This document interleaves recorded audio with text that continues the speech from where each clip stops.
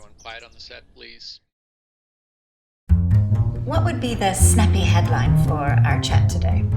Build back better.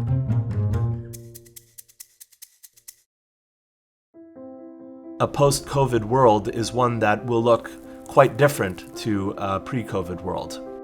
There are millions of people who are out of work. Economic growth has been smashed. It's a terrible situation.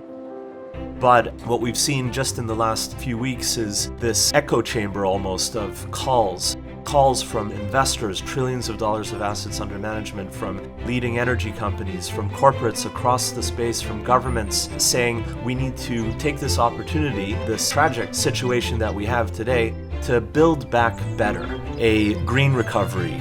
What do we mean by that? I think oftentimes people muddle up the concept of spending versus investing. Spending is important in terms of fiscal stimulus, but what we're talking about in the climate transition is investment. With investing, you get something back for it.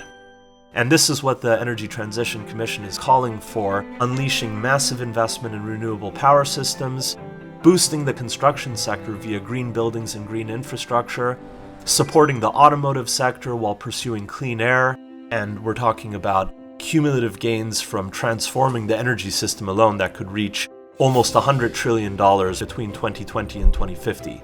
And that far exceeds the related investment costs of $15 trillion.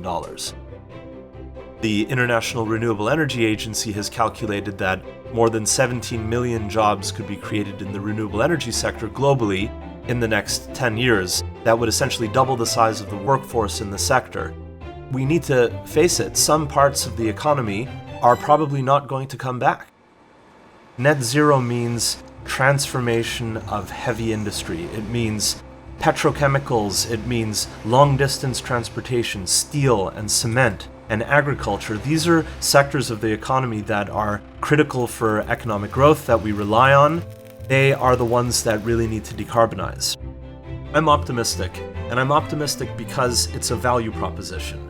Because engineers are smart, because battery technology is improving, because renewable energy costs are declining, all the different suite of technologies and enabling infrastructure, grids, transmission and distribution, all of that is being built out.